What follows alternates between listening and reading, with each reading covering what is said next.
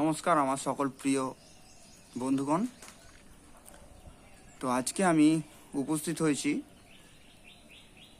কিছু মূল্যবান কথা নিয়ে আলোচনা করার জন্য, এবং এটা আমার মাথার মধ্যে অনেকদিন ধরেই ঘুরপাক খাচ্ছিল। তো বলার মতো সময় বা সুযোগ হয়ে ওঠেনি, বা আমি নিজেও মোটিভেটেড হইনি কথাগুলো বলার জন্য, বাট আজকে বলতে বাধ্য হচ্ছি।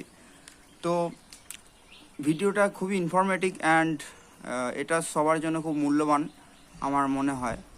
তো ভিডিওটা প্রথম থেকে শেষ পর্যন্ত দেখার জন্য সবার কাছে রিকোয়েস্ট থাকলো, এবং আশা করি এই ভিডিওটা দেখলে অনেক ইম্পর্টেন্ট ইনফরমেশান পাবেন। তো এটা শুধুমাত্র যে স্টুডেন্টদের জন্য বা আর্ট স্টুডেন্টদের জন্য বা সায়েন্স স্টুডেন্টদের জন্য সেরকম না, এটা সমস্ত মানুষের জন্যই আজকে ভিডিওটা বানাচ্ছি। তো শুরু থেকে শেষ পর্যন্ত দেখার জন্য অনুরোধ রইল, এবং অবশ্যই একটু দেখবেন কাইন্ডলি। তো এখানে অনেকগুলো টপিকস আছে আছে কনভারসেশনের মধ্যে। তো প্রতিটা টপিকই খুব ইম্পর্ট্যান্ট, অ্যান্ড প্রথম টপিকটা আমি শুরু করছি যে what should be the future of our state West Bengal and what can be. তো প্রথম পয়েন্টটা হবে মোর এডুকেশন টেকনোলজি। মোর এডুকেশন টেকনোলজির মাধ্যমে এটাই বোঝানোর চেষ্টা করা হচ্ছে যে শিক্ষা ব্যবস্থার মধ্যে যে করাপশানটা এসছে, এই করাপশানটা যে বন্ধ করতে গেলে প্রথমে তো অনেক শিক্ষক প্রতিটা স্কুলে নিয়োগ দরকার, এবং তার সঙ্গে এটাও দরকার যে আমরা যদি অন্য দেশের সঙ্গে পাল্লা দিয়ে এগিয়ে চলতে চাই, তাহলে যেমন ইউরোপিয়ান কান্ট্রি বা আমেরিকান কান্ট্রিগুলোর সঙ্গে যদি আমরা পাল্লা দিয়ে ইন্ডিয়াকে চালিয়ে নিতে চাই, বা আমাদের স্টেটটাকেও যদি একটা সেই হায়ার লেভেলে পৌঁছাতে চাই, তাহলে আমাদের মধ্যে সেই এডুকেশন টেকনোলজিটাকে নিয়ে আসতে হবে। কীরকমভাবে না, AI powered teachers or AI agency for teaching, যেমন কি যে সেই এআই সিস্টেমটা সেটার মধ্যে ক্যামেরা থাকবে, সাউন্ড সিস্টেম থাকবে, বা ভয়েস রেকগনাইজেশন থাকবে, ফেস রেকগনাইজেশন থাকবে, যে স্টুডেন্টদের আইডেন্টিটি রেকগনাইজেশন থাকবে। তো তারা সেই এআই এজেন্টটা কী করবে না, প্রতিটা স্টুডেন্টকে পার্টিকুলারলি একটা স্টুডেন্টকে আলাদাভাবে গাইড করতে পারবে। কীভাবে না, তাদের প্যাশনটা বুঝতে পারবে, তাদের ব্রেন স্ট্রাকচারের মধ্যে মানে সেই প্যাটার্নটা বুঝতে পারবে, তারা কোন সাবজেক্টের প্রতি বেশি ইন্টারেস্টেড, তারা কী নিয়ে বেশি ভাবে বা কী নিয়ে বেশি চিন্তা করে, তাদের সেটা আউটপুটটা তাদের পড়াশোনার মধ্যে ফুটে উঠবে, এবং তাদের সে প্যাশনটাকে বোঝার দরকার, এবং সে প্যাশনটাও তারা বুঝতে পারবে, এআই এজেন্ট বা এআই টেকনোলজি সেটা বুঝতে পারবে, এবং তাদেরকে সেরকমভাবেই গাইড করা হবে যারা তাতে করে কি হবে, স্টুডেন্টরা পার্টিকুলার যার যেদিকে ন্যাক বা যার যেদিকে ট্যালেন্টটা বেশি সে সেদিকে ফোকাসড হবে, এবং তাদেরকে সেরকমভাবেই গাইড করা হবে। অবশ্যই তার মধ্যে রিয়েল যে হিউম্যান টিচার্স থাকবেন তাদেরও অবদান থাকবে অবশ্যই, বাট আমাদের এই এআই সিস্টেমটাকে এডুকেশন টেকনোলজির মধ্যে ইনভলভ করতে হবে, এবং প্রতিটা স্কুলে, কলেজে, ইউনিভার্সিটিতে এইটা অ্যাপ্লাই করা উচিত। দেন আসছি টেক এডুকেশন। তো সমাজকে উন্নত করার জন্য যেটা বেসিক দরকার সেটা হচ্ছে মোর টেকনোলজি। তো মোর টেকনোলজিতে কি হবে, যে টেকনোলজি ছাড়া কিন্তু একটা শিক্ষিত সমাজ বা একটা দেশ কখনো এগিয়ে যেতে পারে না। একটা ডাক্তারের যেমন দরকার আছে, একটা মানুষের শরীর, তার মনের কন্ডিশন, যেমন সাইকিয়াট্রিস্টরা মনের কন্ডিশন বুঝে তাদের মেন্টাল হেলথ ঠিক করে, আবার মেডিসিন ডাক্তাররা যেমন মেডিসিন দিয়ে মানুষের শরীরের রোগ সুস্থ করে, তেমন আমাদের যে টেকনোলজি সেটা কি করে, দেশের মধ্যে কী কী প্রবলেম আসছে সেই প্রবলেমগুলোকে সলভ করে দেশকে আরও উন্নত করে। তো দেশের উন্নতির জন্যে তো আমাদের টেকনোলজিটাকে আরও উন্নত করতে হবে, এবং সেই টেক এডুকেশনটাকেও আরও উন্নত করতে হবে। তো সেটা একটা ফোকাসে আছে। তার সাথে সাথে অন্যান্য যে পারিপার্শ্বিক শিক্ষা, যেমন আর্টের মধ্যে অনেকগুলো ভাগ পড়ে যায়, যেমন পারফরমেন্স আর্টের মধ্যে পড়ে ডান্স, হ্যাঁ, তারপরে সিঙ্গিং, গিটার বাজানো, ড্রাম বাজানো, তবলা বাজানো, তো এরকম ইনস্ট্রুমেন্ট বাজানো, তো এগুলো যে রিয়েল ট্যালেন্ট। সো আমাদের ফিউচারে কি হবে যে অনেক কিছু জব হয়তো রিপ্লেসড হয়ে যাবে বাই দ্য এআই, ঠিক আছে। তো এই এআই আমাদের অনেক জবকে রিপ্লেস করতে পারলেও যে রিয়েল ট্যালেন্ট, যে রিয়েল ইন্টেলিজেন্স, এই রিয়েল ইন্টেলিজেন্স, যে হিউম্যান ইন্টেলিজেন্স, এই হিউম্যান ইন্টেলিজেন্সকে কিন্তু মানে ডোমিনেট করতে পারবে না। বাট আমাদের গ্লোবালি অনেক ফিউচারিস্টিক চিন্তাভাবনা যেসব সায়েন্টিস্টরা আছেন তারা বলছেন যে 2030-এর পর কি 2035 বা 40-এর পর এমন এআই সিস্টেম তৈরি হয়ে যাবে যেটা হিউম্যান ব্রেনের যে থিঙ্কিং তারও উপরে চলে যাবে, মানে সেই এআই সিস্টেমটা হিউম্যানকে কন্ট্রোল করবে। বাট সেটা আমাদের কাছে এক্সপেক্টেড নয়। তো আমরা চাই আমরা যাতে আরও ইন্টেলিজেন্ট বা আরও ইন্টেলেকচুয়াল হয়ে উঠতে পারি এবং আরও ট্যালেন্টেড হয়ে উঠতে পারি, তো যাতে আমাদের কন্ট্রোলটা আমরা নিজেরাই রাখতে পারি, এআই আমাদের কন্ট্রোল করবো না, বাট আমরা এআইকে কন্ট্রোল করব। তো সেটা হচ্ছে একটা ব্যাপার। তো এআইয়ের ব্যাপারটা এত কথা বললাম, তো সেকেন্ড পয়েন্ট এটাই ছিল, এক্সপ্লোর এআই। তো এআই নিয়ে এত কথা যখন বললাম তখন তো এআইটাকে শিখতেই হয় বস, এআইটাকে না শিখলে চলবে না। Future is all about AI, artificial intelligence যাকে বলে। তো এই আর্টিফিশিয়াল ইন্টেলিজেন্সের মধ্যে অনেক ভাগ আছে, যেমন মেশিন লার্নিং, ডিপ লার্নিং, হ্যাঁ, তারপরে data analysis, critical thinking and many more. তো অনেকগুলো ভাগ আছে। তো আমাদের কিন্তু স্কুল লেভেল থেকেই এই এআইটা আস্তে আস্তে শেখানো দরকার, এবং আস্তে আস্তে আমরা চাই যে গ্র্যাজুয়েশন লেভেলে এআই তো থাকবেই, কিন্তু হঠাৎ করে একটা সরু নদী যদি সমুদ্রে যেয়ে পড়ে, যেরকম ডিফারেন্সটা হয় তার জলের ফ্লোতে, তো আমাদের কিন্তু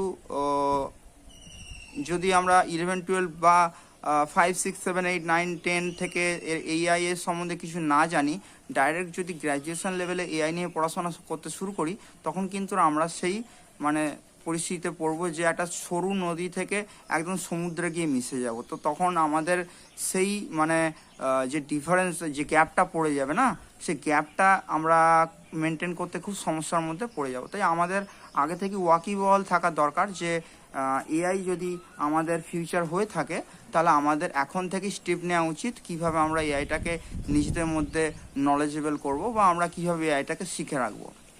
তাই আমাদের স্কুলে মানে ওয়েস্ট বেঙ্গল গভর্নমেন্টের আমাদের যে শিক্ষা পরিষদ আছে তাদের সিলেবাসে এআই থাকুক আর না থাকুক, ইউটিউবে, অনলাইনে, বিভিন্ন প্ল্যাটফর্মে, বিভিন্ন আইআইটিসের ফ্রি কোর্সে, হ্যাঁ, বিভিন্ন বাইরেকার ইউনিভার্সিটি যেমন এমআইটি, তারপরে হার্ভার্ড, এইসব ইউনিভার্সিটির আন্ডারে প্রচুর ফ্রি কোর্স পাওয়া যায়। তো সেখানে ফ্রি কোর্স থেকে আমরা দেখতে পারি, ইউটিউব থেকে তো দেখতেই পারি।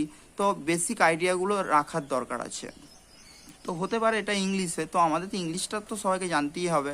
তো বেসিক ইংলিশটা আমরা যখন বুঝতে পারবো না, তারপর আমাদেরকে বস এআই এর দিকে যেতেই হবে।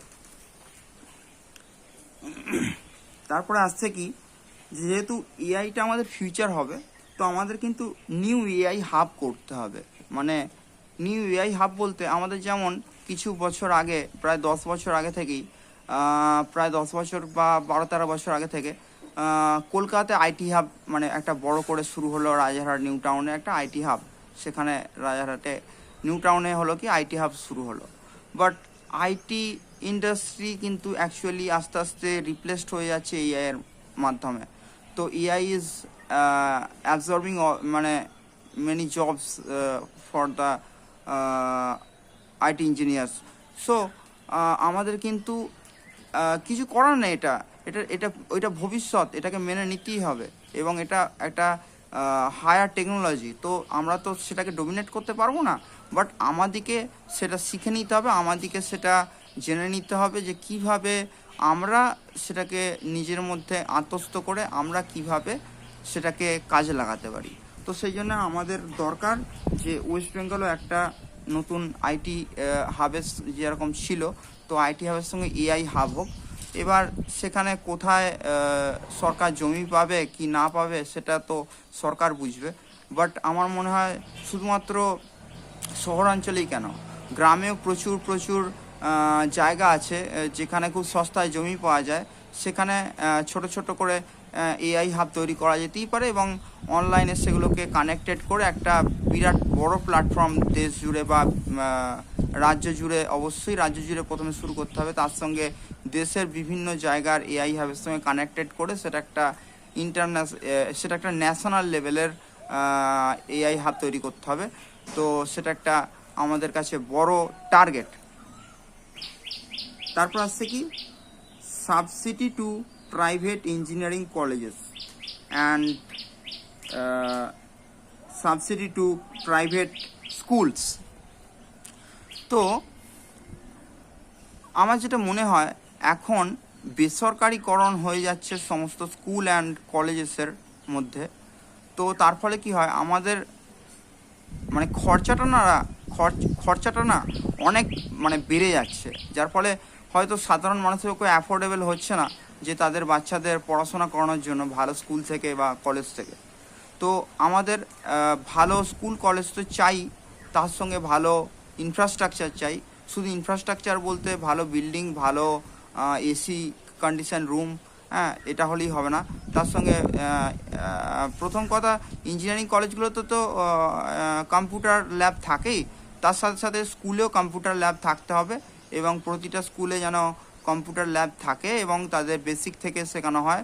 হ্যাঁ, বেসিক বলতে word, excel, Microsoft, power point, ETC, তার সঙ্গে আরও সব মানে বিভিন্ন যেসব বেসিক জিনিস আছে সেগুলো তো শেখাবেই, তার সঙ্গে আস্তে আস্তে করে এআইটাও শেখাতে হবে। তার বিভিন্ন যে অ্যাপ্লিকেশান তাদের মধ্যে এআই কীভাবে অ্যাপ্লাই হচ্ছে বা সে আরও কীভাবে কাজটাকে সুইফট করা যায়, আরও কীভাবে সহজভাবে করা যায়, কত কম সময়ে করা যায়, এই জিনিসগুলো কিন্তু আমাদের ছাত্রছাত্রীদের মধ্যে শেখাতে হবে।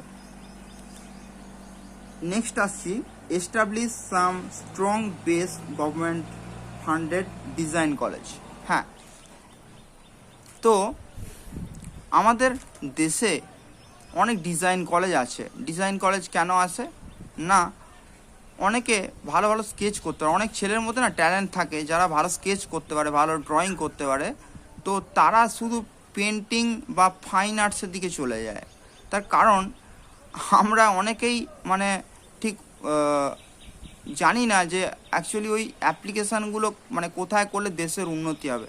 একটা পেন্টিং করলে তো আর শুধু দেশের উন্নতি হয় না, সেটা একটা অ্যাস্থেটিক বিউটি, সেটা একটা যে কিনবে তার সেটা ভালো লাগার জিনিস, তো সে সেটা কিনে বাড়িতে সাজিয়ে রাখবে। কিন্তু বন্ধুরা, ডিজাইন একটা এমন জিনিস না যেটা পুরো মানে কান্ট্রিকে কন্ট্রিবিউট করে। তো সেটা হতে পারে একটা প্রোডাক্ট ডিজাইন, হতে পারে একটা মেশিন ডিজাইন, হতে পারে একটা হেলিকপ্টার ডিজাইন, হতে পারে একটা এয়ার স্পেস, একটা স্পেস ক্রাফট ডিজাইন, হতে পারে একটা স্যাটেলাইট ডিজাইন, মানে অনেক অনেক টাইপের ডিজাইন হতে পারে। তো সেখানে মানে 2D স্কেচিং থেকে শুরু করে তার অ্যানালাইসিস থেকে শুরু করে তার প্রোটোটাইপ বিল্ডিং, তার টেস্টিং অ্যান্ড সেগুলোকে কিভাবে তার ভিতরে সিস্টেমগুলো কাজ করবে, তার জন্য তো ইঞ্জিনিয়ার্সরা থাকবেনই। এবং তার সাথে design means all about technology and where technology merge with art, visual art and etcetera. So এখানে সেই জন্য আমি বলছি যে ডিজাইন কলেজ কিন্তু ওয়েস্ট বেঙ্গলে অ্যাকচুয়ালি সেরকমভাবে হয়ে ওঠেনি।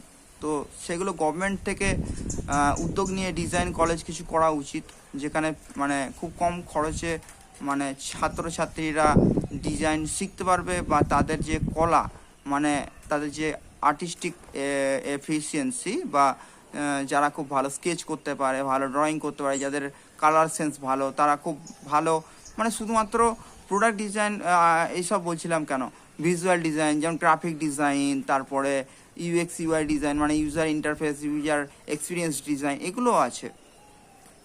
তো তারপরে আসছে কি focus also on real talent like emotional intelligence improvement projects. So এটা কি ইমোশনাল ইন্টেলিজেন্স ইমপ্রুভমেন্ট প্রজেক্ট মানে কি, মানুষের মধ্যে ইমোশনাল ইন্টেলিজেন্স বলে একটা জিনিস থাকে। যেমন অনেকে ভাবের জগৎ থেকে সুন্দর গান করতে পারে, আবার অনেকে ভাবের জগৎ থেকে সুন্দর ছবি আঁকতে পারে, অনেকে আবার ভাবের জগৎ থেকে সুন্দর কিছু আবিষ্কারমূলক চিন্তাভাবনাও করতে পারে। তো এই যে চিন্তাভাবনার জগৎ, এটাকে প্রসারিত করার খুব দরকার, এটাকে বলছি ইমোশনাল ইন্টেলিজেন্স। সো আমাদের না এই ইমোশনাল ইন্টেলিজেন্সটা কীভাবে আরও বাড়াতে হবে ছাত্রছাত্রীদের মধ্যে, তার জন্য ফোকাস করা উচিত। সেটা অবশ্যই টিচাররা পারবে, এবং তার সাথে সাথে আমাদের বিভিন্ন যেসব মানে ফ্রি কোর্সেস আছে বা কিছু ব্রেন স্টর্মিং কিছু করার জন্য ইউটিউবের বিভিন্ন চ্যানেল আছে, সেগুলোকে পার্টিকুলার যেই সাবজেক্টের উপর মানে ছাত্রছাত্রীরা ইন্টারেস্টেড, একটা পার্টিকুলার ছাত্র বা ছাত্রী ইন্টারেস্ট ফিল করে, সেই সাবজেক্টগুলোকে নিয়ে এক্সপ্লোর করার দরকার আছে। তো আমাদের কিন্তু ইমোশনাল ইন্টেলিজেন্সটাকে আরও বাড়াতে হবে, যেটা দেশের জন্য খুব ক্রুশিয়াল। তারপরে কি, every school and colleges should have their on music, dance, visual art studios. তো বন্ধুরা, স্কুলে যে শিক্ষাটা হচ্ছে না, শুধুমাত্র বই পড়ার শিক্ষা হচ্ছে। এই বই পড়ার যুগ আর নেই। কারণ কি, এখনকার ছেলেমেয়েরা, বাচ্চা ছেলেরা এখন কিন্তু তারা অ-ক-খ শেখে মানে ফোন থেকে, ঠিক আছে, কার্টুন ভিডিও থেকে এবং অডিও ভিজুয়াল সিস্টেমের মধ্য দিয়ে। তো সেখানে মানে এন্টারটেনমেন্টটাও খুব ম্যাটার করে।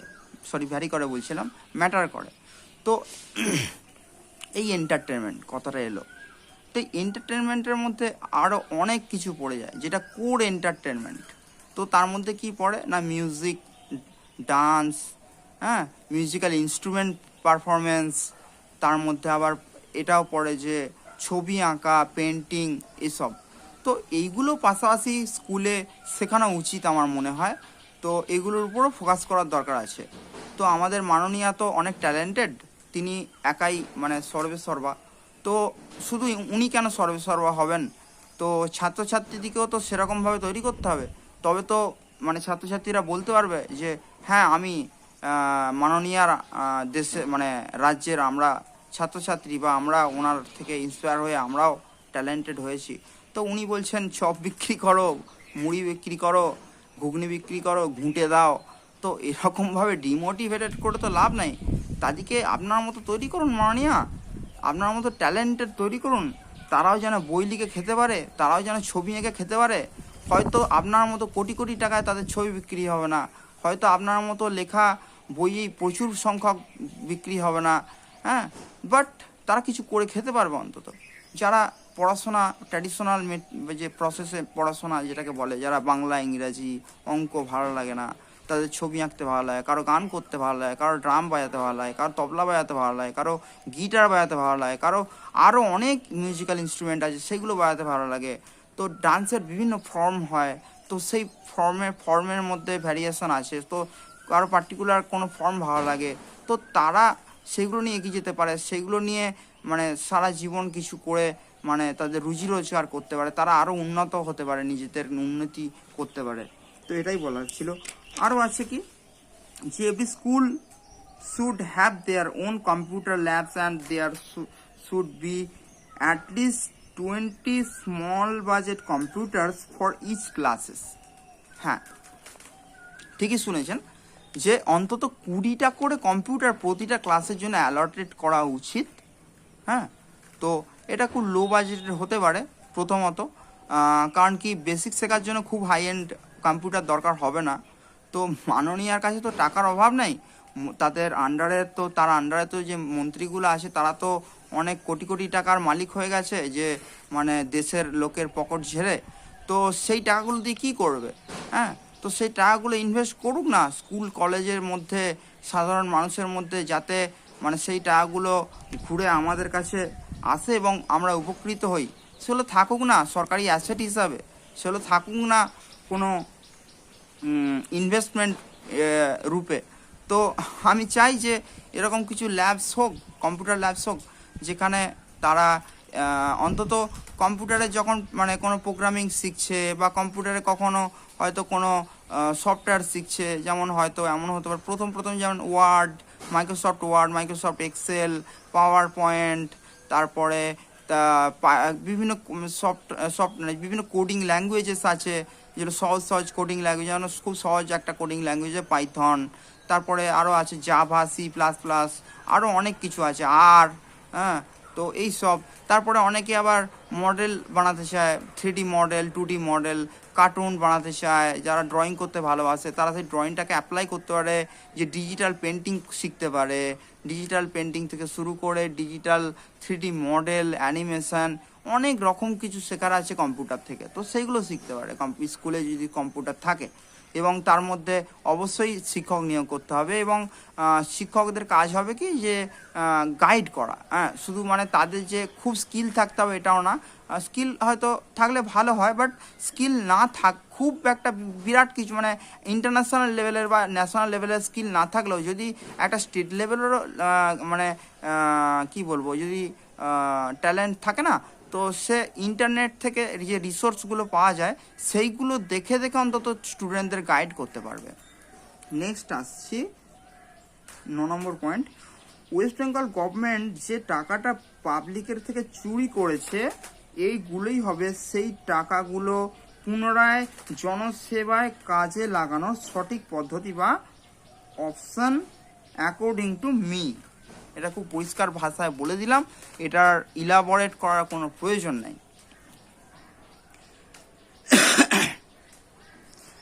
এর পরের একটা মেন পয়েন্টে আসি, সেটা হচ্ছে কি, ভবিষ্যতের শিক্ষিত সমাজের সাথে সঠিক মূল্যবোধ সাথে পর্যাপ্ত হিউম্যানিটি, মানে যেটা মূল্যবোধ মানে হিউম্যানিটি, সেটাকে আমি হয়তো একবার বাংলা বা ইংরাজিতে বলছি যাতে মানে বন্ধুদের বুঝতে সুবিধা হয়। অনেকে হয়তো বাংলাটা ভালো করে বোঝে, অনেকে ইংরেজিটা ভালো করে বোঝে। তো এই হিউম্যানিটি বা মূল্যবোধ, হ্যাঁ, যদি মনুষ্যত্ববোধ রাজ্য তথা দেশকে এগিয়ে নিয়ে যেতে পারে। হ্যাঁ বন্ধুরা, ঠিকই শুনেছেন, শুধু টেকনোলজি দিয়ে আর মানে টেকনোলজি দিয়ে শিখে বা ইঞ্জিনিয়ারিং শিখে ইঞ্জিনিয়ার হয়ে বা ডাক্তার হয়ে তাদের যদি মূল্যবোধ জিনিসটা না থাকে না, যদি মনুষ্যত্ব না থাকে না, তাহলে দেশ কোনোদিনই এগিয়ে যেতে পারবে না, সিরিয়াসলি। তার কারণ বলছি, আমি একজন সিভিল ইঞ্জিনিয়ার, মানে আগেও ছিলাম, এখনও আছি, আমার রক্তের মধ্যে সেটা মিশে গেছে। তো আমি অনেক দিন ধরে, দীর্ঘদিন যাবৎ কোয়ালিটি কন্ট্রোল ডিপার্টমেন্টে চাকরি করেছি, এবং কোয়ালিটি কন্ট্রোল ম্যানেজার পর্যন্ত পোস্টে পৌঁছেছিলাম, তারপরে প্রজেক্ট ম্যানেজারও হয়েছিলাম। তো সেখানে আমি অনেক লক্ষ্য করেছি যে যে এটা লক্ষ্য করেছি কি, যে একটা কনস্ট্রাকশন যেখানে হয় না, প্রচুর প্রচুর টাকা ইনভেস্টমেন্ট হয়, মানে টোটাল যদি আমি ভাবি যে ভারতের ইকোনমি, তো তার সেই ইকোনমির মধ্যে ম্যাক্সিমাম টাকাটাই কিন্তু মানে একটা ম্যাক্সিমাম পার্সেন্টেজ অফ অ্যামাউন্ট কিন্তু রিয়েল এস্টেট এবং কনস্ট্রাকশন ইন্ডাস্ট্রিতে কিন্তু ইনভেস্টেড হয় বা ইউজ হয়, মানে তার মধ্যে রিসাইকেল হয়, মানে তার মধ্যেই চক্রাকারে ঘুরতে থাকে, মানে সেই বিজনেসের মধ্যে। তো কেউ হয়তো একটা বিল্ডিং করলো, সেই বিল্ডিংতে স্কুল করলো, বা কেউ একটা হসপিটাল করলো, বা একটা কোনো কোম্পানি করলো, কী করলো, মানে ওর মধ্যে কিন্তু টাকা ইনভেস্টমেন্ট প্রচুর হয় রিয়েল এস্টেট কোম্পানির মধ্যে। তো সেটা ছাড়ুন, একটা সরকারি ইনফ্রাস্ট্রাকচার যেগুলো হয় না, যেমন রাস্তা, ব্রিজ, তারপরে কোনো সরকারি অফিস, সরকারি হসপিটাল, তো এই সব জায়গাতেও না, যদি আমরা এই কোয়ালিটি কন্ট্রোলের জায়গাতে আমরা যদি 2 নম্বরই সিমেন্ট ঢুকিয়ে দিই, মানে ডেট এক্সপায়ার সিমেন্ট ঢুকিয়ে দিই, বালি বেশি দিয়ে দিই, সিমেন্টটা কম দিই, পাথর বেশি দিয়ে দিচ্ছি হয়তো, বা পাথর কম দিয়ে দিচ্ছি, বা মানে ঠিকঠাক গ্রেডেশান যে হয় না, মানে একটা কংক্রিটের গ্রেডেশান হয়তো M20, M25, M30 অনেক সময় হয়, এরকম হয়তো, এগুলো হয়তো সবাই বুঝবে না, যারা মানে আমার ফিল্ডে আছে তারা হয়তো বুঝবে বন্ধুরা। তো এইগুলো সঠিকভাবে মেনটেন না করতে পারলে না, বা যদি রিয়েল টাইম যখন প্রজেক্ট হচ্ছে তখন যদি কোনো ইঞ্জিনিয়ারের মধ্যে সৎ সাহস না থাকে সেটাকে কন্ট্রোল করার, তাহলে কিন্তু বিল্ডিংটা কোলাপস হতে পারে, বা কোনো ব্রিজ কোলাপস হতে পারে, যেরকম আগেও অনেকবার আমাদের কলকাতাতেই হয়েছে, ব্রিজ কোলাপস করেছে, বিল্ডিংস কোলাপস করেছে, এই সব জিনিস হতে পারে। আরও অনেক টেস্ট আছে, অনেক টেস্ট আছে, নন ডিস্ট্রাকটিভ টেস্ট আছে। তো যেমন পাইল ইন্টিগ্রিটি টেস্ট, তারপরে রিবাউন্ড হ্যামার টেস্ট, এগুলো নন ডিস্ট্রাকটিভ টেস্ট। তো এর মাধ্যমে কি আমরা কোনো এক্সিস্টিং বিল্ডিং বা এক্সিস্টিং পাইলের মধ্যে তার সঠিক তার কি বলবো, তার মধ্যে তার তার হেলথ মনিটর করতে পারি বা হেলথটা চেক করতে পারি যে সে কোন কন্ডিশনে আছে, মানে ভালো কন্ডিশনে আছে কি খারাপ কন্ডিশনে আছে, মানে তাকে কি মানে ডিস্ট্রয় করে দিতে হবে কি তাকে রাখতে হবে। তো এই সব জায়গায় অনেক ঘাপলাবাজি হয়, এইসব রিপোর্ট বানানোতে প্রচুর ঘাপলাবাজি হয়। হয়তো একটা কোম্পানি বলে দিল যে একটা কনসালটেন্সিকে বলে দিল যে আমাদের এই কাজ হয়েছে, তো নন ডিস্ট্রাকটিভ টেস্ট করে এমনভাবে ডেটাগুলোকে ম্যানুপুলেট করে রিপোর্ট বানিয়ে দিন যে যেন সমস্ত কিছু ফাইল ওকে থাকে এবং আমরা যেন ডকুমেন্টেশনগুলো সঠিকভাবে দেখাতে পারি যে আমাদের সমস্ত কিছু রিপোর্ট ওকে আছে, মানে হেলথ ওকে আছে। তাহলে যে ফেক রিপোর্ট, তো এই সব ব্যাপারগুলোতে কিন্তু আমাদের খুব মানে সচেতনভাবে কাজ করতে হবে। যে ইঞ্জিনিয়ার্সরা আছে বা যারা আছে, আমি তাদের তাদের একটা মানে সিভিল ইঞ্জিনিয়ারিং তো একটা একটা পার্টিকুলার একটা ফিল্ড, তো এরকম প্রচুর ফিল্ড আছে ইঞ্জিনিয়ারিংয়ের। তো প্রতিটা ফিল্ডের কিন্তু খুব মানে অনেস্টলি কাজ করা উচিত। তো সেটা শুধুমাত্র ইঞ্জিনিয়ার কেন বলছি, টিচারদের বলুন বা ডাক্তারদের বলুন বা সমস্ত ক্ষেত্রে কিন্তু খুব মানে নিজেদের হিউম্যানিটিটাকে ঠিক রেখে এবং নিজেদের মূল্যবোধটাকে ঠিক রেখে কাজ করা উচিত, তবেই একটা সমাজ এগিয়ে যেতে পারে। তো নেক্সট সেটাকেই আমি বলছিলাম, তাই শিক্ষাটা খুবই দরকার প্রথমত। আর কি এআই এর দুনিয়ায় অ্যাজ পার ফিউচার প্রেডিকশান টিচারের ডেফিনেশনটা পাল্টাতে চলেছে। হ্যাঁ, আমি আগেও বলেছি বন্ধুরা যে এআই এর দুনিয়ায় ফিউচার যে প্রেডিকশানগুলো আসছে না, তাতে শুধু টিচার কেন, টিচার এবং ডক্টর এদের কিন্তু ডেফিনেশানগুলোই পাল্টাতে চলেছে। হ্যাঁ বন্ধুরা, আপনারা ঠিকই শুনেছেন, ডেফিনেশানগুলো পাল্টাতে চলেছে। মানে টিচাররা অ্যাকচুয়ালি কিন্তু শেখাবে না, শেখাবে ইন্টারনেট। টিচাররা মনিটর করবে, গাইড করবে, হ্যাঁ, এবং তার সাথে কি থাকবে না এআই পাওয়ার্ড স্মার্ট সিস্টেম থাকবে। তারা কিন্তু পার্টিকুলার এক একটা স্টুডেন্ট ওয়াইজ গাইড করতে পারবে, তাদের মোটিভেশন দেখবে, তাদের প্যাটার্ন বুঝবে যে কোন সাবজেক্ট ইন্টারেস্টেড বেশি ফিল করছে, তাদের কোন দিকে যাওয়া উচিত, কি পড়বে না পড়বে সব কিছু। তো এইগুলো হচ্ছে ব্যাপার। তো হ্যাঁ, ভার্চুয়াল ডক্টর আছে। তো সেরকম কি ভার্চুয়াল ডক্টরের মধ্যে কি যে এরকম হয়তো আমি এখানে ইন্ডিয়াতে একটা জায়গায় কোনো একটা গ্রামে বসে আছি, আমার ডাক্তার দেখানোর খুব দরকার, আমি ক্যামেরার সঙ্গে কানেক্ট করলাম, এআই পাওয়ার্ড ক্যামেরার সঙ্গে কানেক্ট করলাম। আমার হয়তো কোথাও মানে কি বলবো সমস্যা, আমি ডেসক্রাইব করছি, এআই কোনো সিস্টেম সেটাকে সেই অ্যানালাইসিস করে আমার প্রবলেমটাকে অ্যানালাইসিস করে কোনো রিপোর্ট বানিয়ে দিল যে এই টেস্টগুলো করার দরকার, এই মেডিসিনগুলো আপাতত খেতে হবে, এতদিন পরে আবার চেক আপ হবে, এইগুলো। তো মানে ডাক্তাররা যে কাজগুলো করে অ্যাকচুয়ালি, সার্জারিও কিন্তু এখন আর্টিফিশিয়াল ইন্টেলিজেন্সের মাধ্যমে হয়, যে কোনো মেশিন বা রোবট, হ্যাঁ, খুব মাইক্রো সার্জারির ক্ষেত্রে খুব যেগুলো মানে মেজর সার্জারি সেগুলো কিন্তু ডাক্তাররা আর হাত দেয় না। তো সেখানে মানে ক্যামেরা এবং ওটাই কি বলে অপটিক্যাল ফাইবার ইউজ করে, হ্যাঁ, তো সেখানে নল ঢুকিয়ে বা পাইপ সরু পাইপ ঢুকিয়ে, তো পাইপটার মধ্যে অ্যাকচুয়ালি অপটিক্যাল ফাইবার থাকে এবং ক্যামেরা থাকে এবং তার মধ্যে কিছু ইনস্ট্রুমেন্টও থাকে, ছোটো ছোটো ইনস্ট্রুমেন্ট থাকে যে কাটা সেলাই করা এসব জিনিসগুলো। তো এগুলোর মাধ্যমে এখন হয়ে যায়। তো আমাদের কিন্তু ডক্টর এবং টিচার এই দুটো প্রফেশনের মধ্যে কিন্তু হিউজ একটা পরিবর্তন, একটা আমূল পরিবর্তন আসতে চলেছে। তার জন্য কিন্তু বি রেডি এবং অ্যান্ড বি অ্যাওয়ার। ওকে, তারপরে কি আসছি, এখন থেকেই ইউটিউব, বিভিন্ন ইটেক কোম্পানি ওয়েবসাইটে এমন অডিও ভিজুয়াল অ্যানিমেটেড কোর্স আছে বা আসতে চলেছে যেগুলো দেখে ও শুনে ছাত্রছাত্রীরা বেশি ভালোভাবে পড়াশোনা করতে পারবে। এটা আলাদা করে বলার কিছু নেই, এটা আমি লিখে রেখেছিলাম অ্যাকচুয়ালি, মানে খুব সহজভাবে ভিডিওটা কন্টিনিউ করার জন্য। তো সেগুলোই বললাম। তো এরপর হয়তো বই পড়াটা অপশনাল হয়ে যাবে, বা পড়লেও অনলাইনে পিডিএফ ডাউনলোড করে কম্পিউটার বা মোবাইলে স্ক্রিনে পড়তে পারে।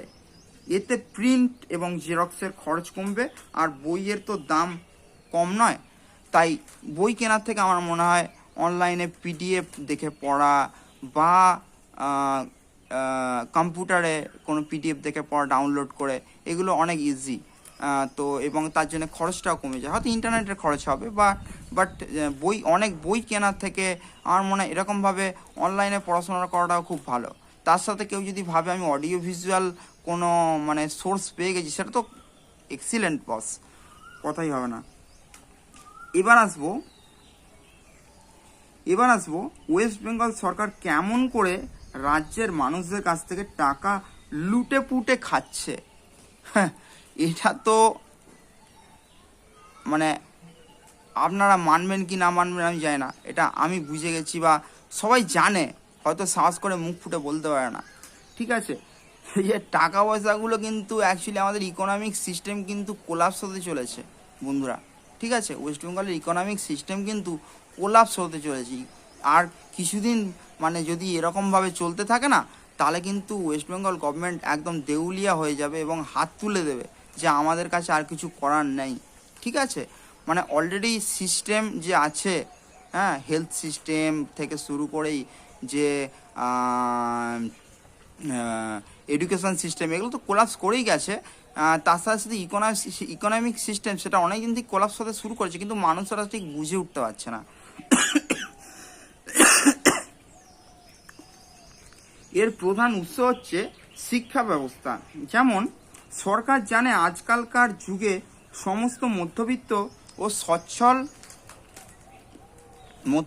সচ্ছল পরিবার তাদের ছেলে মেয়েদের একটু ভালো কোয়ালিটির শিক্ষা দিতে চায়, আর এখানেই সরকার গেমটা খেলে। কেমন করে দেখে নিন। গজিয়ে উঠেছে গুচ্ছের play school, English medium nursery school, private high secondary school, private university, private কলেজের মধ্যে তো আসছে প্রচুর ইঞ্জিনিয়ারিং কলেজ, যেখানে ফিজ প্রচুর হাই। তো সেখানেগুলো মানে অ্যাফোর্ড করা বস প্রচুর কষ্টের। একটা সাধারণ মানুষের পক্ষে না, একটা ছেলে যদি ভালো ট্যালেন্টেড হয়, তার যদি প্যাশন থাকে আমি ইঞ্জিনিয়ার হব, সে হবে, অবশ্যই হবে। হয়তো ডিগ্রিতে না হলেও সে কিন্তু যদি যে ফ্রি রিসোর্সগুলো পাওয়া যায় আমাদের ইন্টারনেটে, সেখান থেকে পড়াশোনা করলেও সে ইঞ্জিনিয়ার হতে পারবে। কিন্তু সে ডিগ্রি না পেলে কোথাও হয়তো চাকরি পাবে না, বা কোনো কোম্পানি হয়তো তাকে চাকরি দিতে দেবে না। এটাই হচ্ছে প্রবলেম। তো যার জন্য একটা কি বলবো, ডিগ্রির জন্য মানুষকে সেই ইউনিভার্সিটির ছত্রছায়া বা একটা ইনস্টিটিউটের ছত্রছায়ায় যেতেই হয়, যার ফলে অনেকটা টাকা খরচা হয়ে যায়। এখানে ব্যবসাটা খুবই ভালো হয়, কারণ রাজ্যে শিক্ষিত বেকারের সংখ্যা অনেক বেশি, তাই সস্তায় তাদের টিচিং প্রফেশনে ঢুকিয়ে নেওয়া হয় আর প্রচুর প্রেসারে কাজ করানো হয়। আর অন্যদিকে এইসব প্রাইভেট স্কুল কলেজ ইউনিভার্সিটির ফিজ খুব হাই, মানে খুব হাই ফিজ এদের। ঠিক আছে, তো এই হাই ফিজ হওয়ার ফলে কি হচ্ছে, যে আমাদের যে মানে যে ব্যবসাগুলো যারা করছে না, ওদের কিন্তু ইনভেস্টমেন্ট বলতে কি ইনফ্রাস্ট্রাকচার একবার করে ফেললো, তারপরে মাসে মাইনে খুব কম গুনতে হচ্ছে। সরকারি যদি সংস্থায় অনেক মাইনে দিতে হয়তো হতো, কিন্তু যেহেতু প্রাইভেট সেক্টর, তারা তো সুযোগ খুঁজছে যে মানে শিক্ষিত বেকার ছেলে মেয়েগুলোকে আমরা কাজে লাগিয়ে নেবো কম টাকায়। তো সেখানে মানে ইনভেস্টমেন্টটা কমে যাচ্ছে, কিন্তু তাদের যে মানে ফি স্ট্রাকচার না, সেটা অনেক হাই। তো সেই ফি স্ট্রাকচারটা হাই হওয়ার জন্য না, তাদের মুনাফা যে লাভ, সেটা অনেক অনেক অনেক বেশি, হিউজ। আর এই বিজনেসের মালিকরা অনেক টাকা কামাচ্ছে, আর তার একটা বড় অংশ চলে যাচ্ছে সরকারের খাতায়। হ্যাঁ বন্ধুরা, ঠিকই শুনেছেন। এই যে প্রাইভেট সেক্টরের যে এডুকেশন সিস্টেম, এই সিস্টেমে যে ইনকামগুলো হয়, এর অনেকটা অংশই চলে যায় সরকারের খাতায়, এবং তার জন্যই সরকার চাইছে যে সরকারি যেসব স্কুল কলেজ এইগুলোকে আস্তে আস্তে বন্ধ করে দিয়ে বেসরকারিকরণ করে দেওয়ার সিস্টেম করতে চলছে, বা সেই চেষ্টা করছে যাতে পুরো শিক্ষা ব্যবস্থাটা বেসরকারিকরণ হয়ে যায়। এবার সেখানে বিভিন্ন লেভেলে ভাগ বটোয়ারা হয়ে থাকে, যেমনটা আমরা আগেই জানি। হ্যাঁ বন্ধুরা, এটা তো স্বাভাবিক, আমরা জানি যে মন্ত্রী সে কিন্তু একা খায় না, তার চামচেরাও খায়। হ্যাঁ বন্ধুরা, ঠিকই শুনেছেন, যে মন্ত্রী সে একা খায় না, সেই তারা যেই লুটপাটটা করে সেইটাকে প্রসাদ বানিয়ে সবাইকে বটরা করে দেওয়া হয় তাদের চামচাদের মধ্যেখানে। তো তাতে যারা প্রসাদ পায় এবং তারা যে মানে ডাকাতি পুজোটা করছে না, সেই ডাকাতি পুজো করে তারা পেট চালিয়ে সংসার চালিয়ে আরামসে দিন কাটায় একদম সুন্দরভাবে। তাদের কোনো টেনশানই থাকে না, মানে হাতে টাকা আছে, কোনো কাজকর্ম টেনশান নেই, শুধু একটাই টেনশান কখন হয়তো ইডি আসবে, কখন হয়তো সিবিআই অ্যাটাক করবে, এই সব টাইপের টেনশান। তাদের অন্যরকম টেনশান নেই, তাদের হচ্ছে একটু হাইফাই টেনশান। আমাদের টেনশান কি, আমরা মানে সংসার চালাবো কী করে, মানে আমাদের সংসারে যে ভাত বা রুটি বা তরকারি এইগুলো জোটানোর জন্য পরিশ্রম করতে হবে, সেইগুলো করব কীভাবে। বা আমরা যদি শিক্ষিত সমাজের ছেলে মানে যারা আমরা আছি, যারা মানে পড়াশোনা করেছি, বা তারা আমরা চাকরি পাবো কী করে, আমরা চাকরি করে খাবো কী করে। বা অনেক এনথুজিয়াস্টিক এন্টারপ্রিনিয়র আছে, তারা চায় যে আমরা একটা মানে কোম্পানি চালাবো কী করে, তো কোম্পানির কীভাবে বেনিফিট আমরা করব, আমরা কিভাবে নতুন ইনভেনশন করব। আমাদের অনেকের মধ্যে চিন্তা থাকে আমরা কিভাবে নতুন নতুন টেকনোলজি আবিষ্কার করব, নতুন নতুন ক্রিটিক্যাল থিঙ্কিংয়ের মাধ্যমে বিভিন্ন টেকনোলজিকে অ্যাপ্লাই করে আমরা কিভাবে দেশকে উন্নত করব, বা দেশকে সমাজকে আমরা একদম ইন্টারন্যাশনাল লেভেলে কীভাবে পৌঁছাবো। বা আমরা অনেকে হয়তো ভাবি যে একদম ইন্টারন্যাশনাল ইকোনমিক সিস্টেমের মধ্যে ইন্ডিয়া কীভাবে টপ লেভেলে আসতে পারে। বাট এদের মধ্যে এইসব টাইপের চিন্তাভাবনাই নেই, এরা শুধু নিজের আখের গোড়াতেই ব্যস্ত। ঠিক আছে, তো এই রাজ্যের যে মানে এসএসসি কেলেঙ্কারি বা টেট কেলেঙ্কারি সাথে যুক্ত তাই নয়, রাজ্য বিভিন্নভাবে সমাজকে কিন্তু প্রতারিত করছে।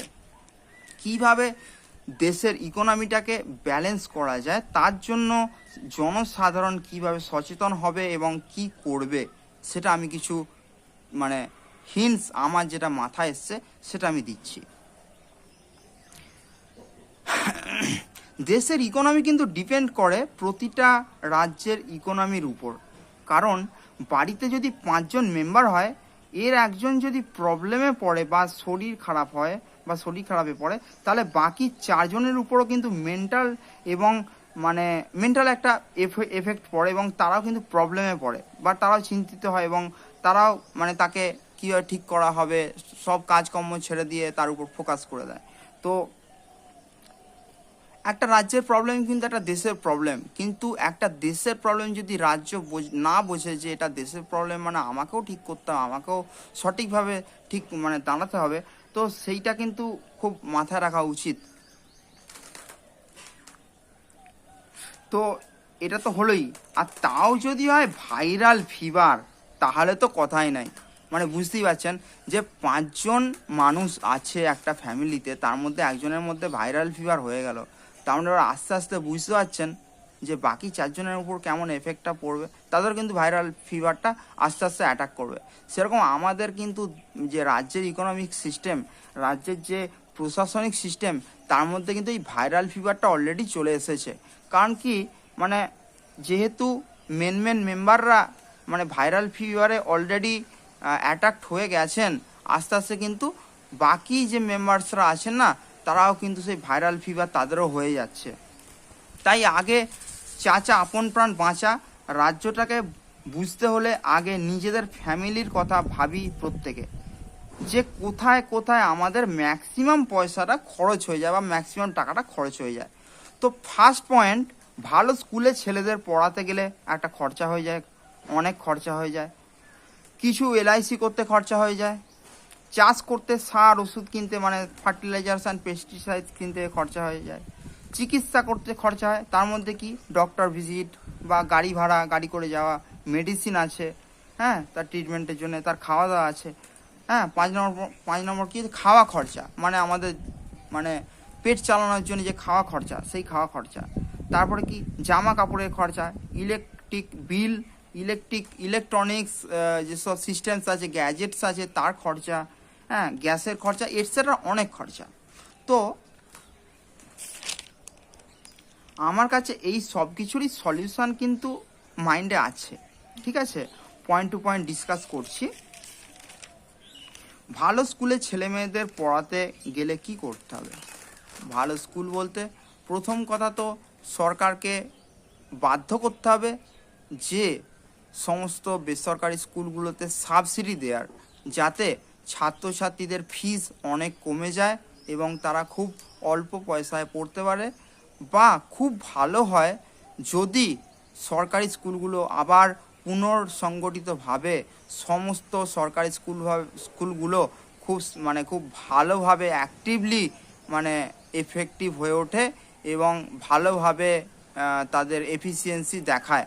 হ্যাঁ, যে সরকার যাতে শিক্ষক বা শিক্ষিকাদের নিয়োগ করছেন বা একটা স্মার্ট ক্লাসরুম আস্তে আস্তে তৈরি করছেন, টেকনোলজি ইউজ করছেন, এআই অ্যাপ্লাই ক্লাসরুম তৈরি করছেন। তার মধ্যে যেমন আগেই বলেছি যে হ্যাঁ, স্কুলে একটা করে কম্পিউটার ল্যাব থাকবে, প্রতিটা ক্লাসের জন্য কম্পিউটার ল্যাব থাকবে, ডেডিকেটেড কম্পিউটার ল্যাব থাকবে সেরকম। নেক্সট কি, কিছু এলআইসি অনেকেই করে থাকে বস। এলআইসি তো আমাদের এরকম হয়ে যাচ্ছে না, মানুষ ভাবে যে এলআইসি করলে অনেক বেনিফিটেড হব আমরা, ট্যাক্স বেঁচে যাবে, এই বেঁচে যাবে, ওই বেঁচে যাবে। তো এটা অ্যাকচুয়ালি কিন্তু এলআইসি করার লস, ঠিক আছে। এলআইসি আমাদের যে রিটার্নটা দেয় না, সেইটা যদি আমরা টাকার ইনফ্লুয়েন্সটাকে বুঝতে পারি তাহলে দেখতে পারবো যে আমাদের কিন্তু অ্যাকচুয়ালি লসই হয়। টাকার যে আমরা হয়তো 10 বছর পরে ভাবি অনেক বেশি পরিমাণে টাকা পাবো বা আমাদের সুদের পরিমাণটা অনেক বেশি হয়ে যাচ্ছে, বস এরকম কিন্তু অ্যাকচুয়ালি নয়। ওই টাকাটা তুমি যদি একটা জমি কিনে রাখতে বা তুমি যদি অন্য জায়গায় শেয়ার মার্কেটে এফেক্টিভলি একদম সঠিক উপায়, সঠিক পদ্ধতি মেনটেন করে নিজের ব্রেনকে খাটিয়ে যদি শেয়ার মার্কেটে বা বিভিন্ন জায়গায় ইনভেস্টমেন্ট যেরকম প্ল্যাটফর্মসগুলো আছে সেখানে যদি নিজে একটু ব্রেন খাটিয়ে সেই টাকাগুলোকে ইউটিলাইজ করতে না, বস অনেক বেনিফিটেড হতে। আর এলআইসি কোম্পানি অ্যাকচুয়ালি তাই করে, আমাদের কাছ থেকে যে টাকাগুলো নেয় সেইগুলোর থেকে তো একটু করে বেশি রিটার্ন দেয়, এবং যে টাকাগুলো ওদের মধ্যেখানে পাইপলাইনে হোল্ড হয়ে থাকে না, ওই যে পাইপলাইনে টাকাগুলো হোল্ড হয়ে থাকে ওইগুলোকে ওরা কিন্তু বিভিন্ন কি বলবো, খুব ভালো ভালো শেয়ার কিনবে, সেখান থেকে শেয়ার বেচবে, তার থেকে লাভ করবে। এরকম ওদের কিন্তু অফিসে প্রচুর ছেলেমেয়েরা থাকে যারা এরকম এলআইসিটার মধ্যে গ্রোথ আনার জন্য চেষ্টা করে, এবং এই এলআইসি থেকে কিন্তু সরকারের অনেক ইনকামও হয়। নেক্সট পয়েন্ট কি, চাষ করতে সার আর ওষুধ কিনতে মানুষের কিন্তু অনেক খরচা হচ্ছে, ঠিক আছে। এই পয়েন্টটা কিন্তু খুবই একটা ভ্যালিড পয়েন্ট, এবং আমি যেহেতু একসময় এগ্রিকালচার ইন্ডাস্ট্রির সঙ্গেও যুক্ত ছিলাম, কারণ কি আমার নিজেরই বাবার সার এবং ওষুধের দোকান, ফার্টিলাইজার অ্যান্ড পেস্টিসাইডসের দোকান। তো ব্যবসা সামলানোর জন্য আমাকেও অনেক সময় বাবাকে হেল্প করতে হয়তো আমার ব্যবসায় বা আমার বাবা ফ্যামিলি বিজনেসে বসতে হতো, বা আমি জানি যে কি হয় না হয়। তো এখন কিন্তু আমাদের যেসব চাষি বন্ধুরা আছেন, আমি নিজেও একটা চাষি ঘরের ছেলে, ঠিক আছে। তো আমি আমি এটা সাজেস্ট করতে পারি, এখন কিন্তু nano DAP, nano urea, nano potash বেরিয়ে গেছে, যেগুলো লিকুইড ফর্মে, সেইগুলো স্প্রে করে দিলে ড্রোনের সাহায্যে, হ্যাঁ, যেই তাহলে কি হবে, ওই লিকুইড ফর্মে যে যে ফার্টিলাইজারগুলো আছে না, ওইগুলো গাছের পাতায় যাবে এবং পাতা থেকে ডাইরেক্ট শোষণ হয়ে ডাইরেক্ট গাছের মধ্যে প্রবেশ করে যাবে জাইলেম ফ্লোয়েমের মাধ্যমে, এবং ওটা খাদ্য তৈরি করবে এবং গাছের গ্রোথে হেল্প করবে। তো আমরা যদি মাটিতে সার দিই তাহলে কি হবে, শিকড়ের মাধ্যমে ওষুধ সারটা যেত, আর এখন স্প্রে করে দিলে কি হবে, স্প্রে করলে সেই স্প্রের মাধ্যমে পাতার মধ্যে সেই এফেক্টটা আসবে এবং পাতাটা শুষে নেবে এবং গাছের গ্রোথ অবশ্যই হবে, কোনো সন্দেহ নাই। তাতে খরচ কিন্তু অনেকটা কমই হবে আমার যেটা আমি দেখেছি। তো এটা একটা নতুন টেকনোলজি, অবশ্যই একটা নতুন ইনভেনশন। তো এটাকে অ্যাপ্রিসিয়েট করা উচিত গভর্নমেন্ট অফ ইন্ডিয়াকে, যে এরকম ইনভেনশন করার জন্য। যার যেই সব সায়েন্টিস্ট এর উপর কাজ করেছেন তাদের অনেক অনেক ধন্যবাদ, যে চাষের মধ্যে যে যাকে বলে এই কৃষি ইন্ডাস্ট্রির মধ্যে যে এই রেভলিউশনটা আনার জন্য অনেক অনেক ধন্যবাদ। চিকিৎসা করতে যেসব ডক্টর ভিজিট, গাড়ি ভাড়া, মেডিসিন লাগে, আমি তো বলছিলাম যে ভার্চুয়াল ডক্টর সিস্টেম, যে AI powered virtual doctor system চলে আসছে না, যেটা ডক্টরের ডেফিনেশনটাই পাল্টে দেবে বস। এরকম যদি করা হয় না ভবিষ্যতে, তাহলে কিন্তু আমাদের মানে ডাক্তারি খরচাটা অনেক অনেক অনেক বেঁচে যাবে, ঠিক আছে। তারপর আছে খাওয়া খরচা। খাওয়া খরচার মধ্যে এটা আমাদের কৃষি প্রধান দেশ, আমাদের অনেক চাষবাস কিন্তু হয়। এই খাওয়া খরচাটা বলতে গেলে যদি আমরা দেখি, খাওয়া খরচাটা ঠিকই আছে, অন্যান্য রাজ্যের তুলনায় আমাদের রাজ্যে কিন্তু খাওয়া খরচাটা অনেক কম কম খরচাতেই হয়। এটা মেনে নিতে হবে, কারণ কি আমাদের দেশে চাষবাসটা একটু বেশি হয়, এটা নিয়ে বলার কিছু নেই। জামা কাপড়ের খরচা, কাপড়ের খরচার জন্য কি করতে হবে না, একটু টেক্সটাইল ইন্ডাস্ট্রিটা বাড়াতে হবে। হ্যাঁ, টেক্সটাইলের উপর ফোকাস করতে হবে, জামা কাপড়টা কম দামে পাওয়া যাবে আরও। হ্যাঁ হ্যাঁ, যাতে ভালো কোয়ালিটির জামা কাপড় তৈরি হয়। বেকার বেকার গুজরাট, আহমেদাবাদ ওই জায়গা থেকে আমরা ইম্পোর্ট কেন করবো, ওখান থেকে কেন আনবো, আমাদের রাজ্যেই তৈরি হবে না। তারপরে ইলেকট্রিক বিল, তো ইলেকট্রিক বিল যদি আমরা শুনি, তো আমাদের যে কনভেনশনাল যে ইলেকট্রিক যে সিস্টেমটা আছে, এটাকে পাল্টে আমরা যদি প্রতিটা বাড়িতে আমরা ভাবি যে সোলার সিস্টেম লাগাবো না, তাহলে আমাদের অ্যাভারেজ ইলেকট্রিক বিলটা অনেক কমে যাবে। হয়তো ফার্স্ট টাইম ইনভেস্টমেন্টটা বেশি হবে যে ইলেকট্রিক সিস্টেম করার জন্য, সোলার সিস্টেমটা লাগানোর জন্য বা সোলার প্যানেলগুলো লাগানোর জন্য যে খরচটা হবে, একসময় একটা সার্টেন অ্যামাউন্ট একটা মানি খরচা হবে। কিন্তু আমরা যদি সেটাকে ক্যালকুলেট করি যে সারা বছরে কত খরচা হচ্ছে বা তারপরের বছর অ্যাভারেজ কত খরচা হচ্ছে না, সেটা বস অনেক অনেক অনেক কম। তারপর আসছে গ্যাসের আর তো সেরকমভাবে দরকার পড়বে না, কারণ কি এখন ইন্ডাকশান কুকারের সিস্টেম চলে এসছে। আমি হিসেব করে দেখেছিলাম যে ইন্ডাকশান কুকারে যে ইলেকট্রিকটা পড়ে না, তার যে খরচাটা হয় আর গ্যাসে যে খরচাটা হয়, তাতে করে দেখা যাচ্ছে যে গ্যাস ইজ টু ইলেকট্রিক, তাতে কি হবে 2:1, মানে গ্যাসের ডবল খরচা হয়। তো আমাদের আস্তে আস্তে কিন্তু ইলেকট্রিক বেস কুকিং সিস্টেম করতে হবে। তো এইগুলোই ছিল আজকের বক্তব্য। বন্ধুদের কেমন লাগলো একটু জানিও, আর অবশ্যই কমেন্ট করার জন্য রিকোয়েস্ট করছি, কারণ কি এইগুলো আলোচনাগুলো তখনই আরও ভালোভাবে হবে যদি তোমরা কমেন্টে জানাও যে কন্টেন্টটা কেমন ছিল বা কোথায় আমার ভুল ত্রুটি ছিল, কোন পয়েন্টটা বলা মানে আর একটু ফোকাস করা উচিত ছিল, বা কোনটা কম বলা হয়েছে, কোনটা বেশি বলা হয়েছে। হ্যাঁ, ঠিক আছে, বা আরও কিছু যদি পয়েন্ট অ্যাড করার থাকে, আরও কিছু যদি বলার থাকে, সমস্ত কিছু you are very welcome for the discussion, always welcome. আর একটু শেয়ার কমেন্ট করতেই হবে। হ্যাঁ, কারণ কি এটা একটা রাজ্যের কথা নিয়ে বলছি, মানে এটা রাজ্যের যারা পদে আছেন তাদের পর্যন্ত আমি পৌঁছাতে চাই এই কথাগুলো, যাতে তাদের কানে কথাগুলো বাজুক। আমি চাই না যে আমাকে চিনুক, আমাকে চেনার কোনো দরকার নেই। আই এম নো বডি, আমি খুব সামান্য একজন মানুষ। আমার কোনো বলার হয়তো কি বলবো, সাহসটুকু আছে বলার, ঠিক আছে, এর থেকে বেশি কিছু হয়তো নেই। হয়তো নলেজও খুব সব কিছুই কম, নলেজও কম বা একটা ইনকামও কম, সবই কম, কিন্তু সাহসটা আছে বলার, তাই বলে দিলাম। সবাই হয়তো মুখ ফুটে বলতে পারে না, মনে মনে বলে। হ্যাঁ, চায়ের দোকানে আলোচনা করে বা তাস খেলতে খেলতে আলোচনা করে, খবর কাগজ পড়ে পড়ে বিরাট ডেকে যায়। হ্যাঁ, খবর দেখছে, হ্যাঁ, সারাদিন হয়তো এইসব খবর দেখছে যে দেশে এইসব দুর্নীতি হচ্ছে, সেসব দেখে বিরাট ডেকে যাচ্ছে, এমন এমন কথা বলছে। সেইগুলো আমি এখন বলবো না, তার কারণ হচ্ছে এইগুলো বললে হেড স্পিচ হয়ে যাবে। তো হেড স্পিচ অ্যাকচুয়ালি বলাটা ফেসবুকে বা সোশ্যাল মিডিয়াতে অ্যাকচুয়ালি নিষিদ্ধ, তাই আমার বলা উচিত হবে না। তো এই হেড স্পিচটা না বলে হেডটা মনের মধ্যেই থাক, আর আপনারাও বুঝুন যে কি করা উচিত, কি করা উচিত না। তো কি করা উচিত আর কি করা উচিত না, এই সবই আমি আমার মধ্যে যেগুলো ছিল আমি এক্সপ্রেস করলাম, এবং আপনারাও বা তোমরাও তোমাদের এবং আপনাদের মতামত জানাবেন। তো এখানেই শেষ করলাম। জয় হিন্দ, জয় ভারত।